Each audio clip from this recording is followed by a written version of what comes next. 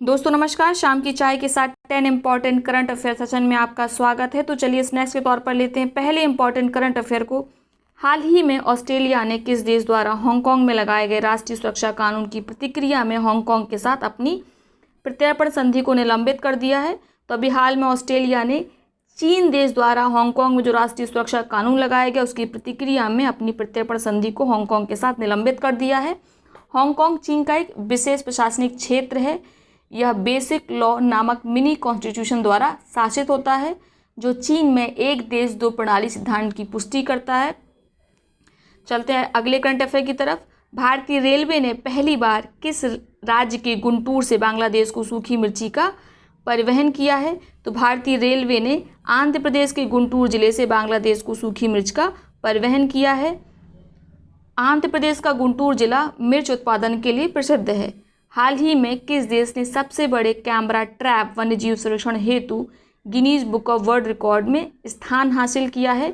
तो भारत के सबसे बड़े कैमरा ट्रैप वन्यजीव सर्वेक्षण 2018 ने Guinness book of world record में स्थान हासिल किया है।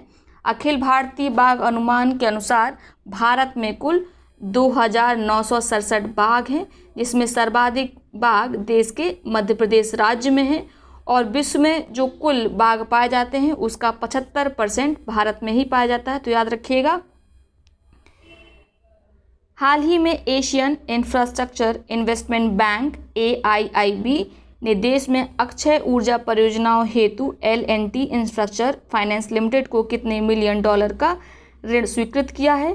तो AIB ने L&T के लिए $50 मिलियन का ऋण स्वीकृत किया है। किसके लिए है? अक्षय ऊर्जा परियोजनाओं के लिए, जिसके अंतर्गत पवन ऊर्जा आ गई और सोलर एनर्जी आ गई। याद रखिएगा। अगर AIIB Asian infrastructure investment bank की बात करें तो इसका फॉर्मेशन 16 जनवरी 2016 को हुआ था और इसका हेडक्वार्टर चीन के बीजिंग में है। ठीक है।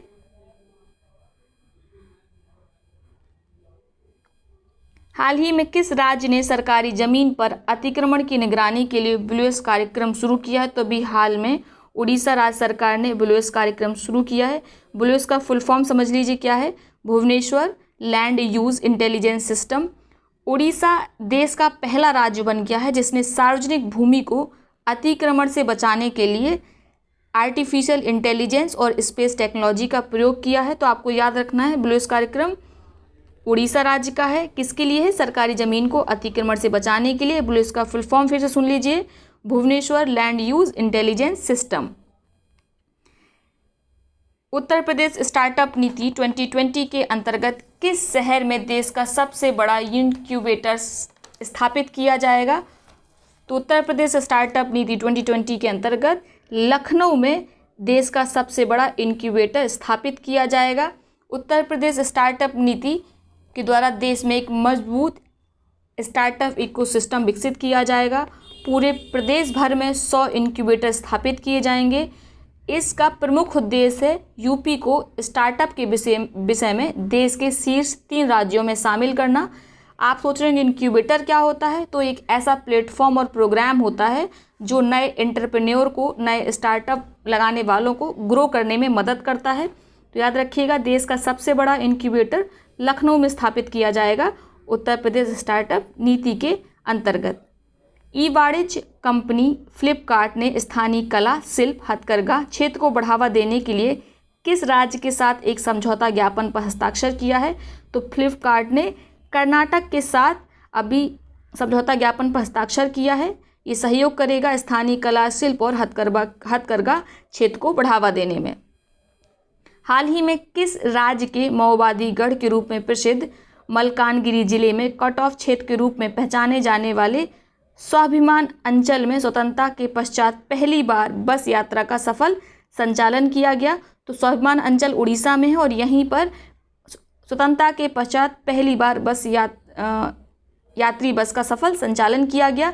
अभी तक यहाँ पर स्वाभिमान अंचल में रोड वगैरह भी नहीं बने थे, उनको विकसित किया गया। उसके बाद पहली बस चलाई गई।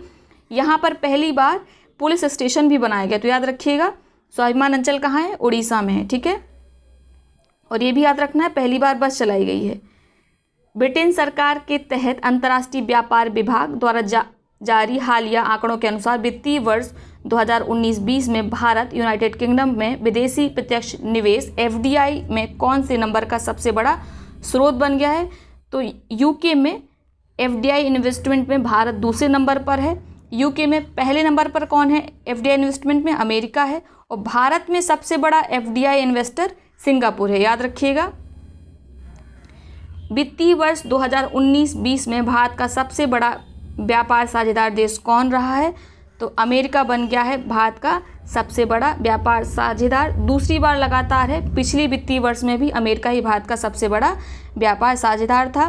2019-20 में भारत और अमेरिका के बीच 88.75 बिलियन डॉलर का द्विपक्षीय व्यापार किया गया। तो ये हैं आज के 10 important current affairs. I hope session आपको पसंद आया होगा। यदि वीडियो अच्छी लगी तो वीडियो को लाइक करें, साथ ही अपने मित्र और सहपाठियों के साथ इसे शेयर करना बिल्कुल ना भूलें। और हाँ, चैनल को सब्सक्राइब ज़रूर कर दीजिएगा। बहुत बहुत धन्यवाद।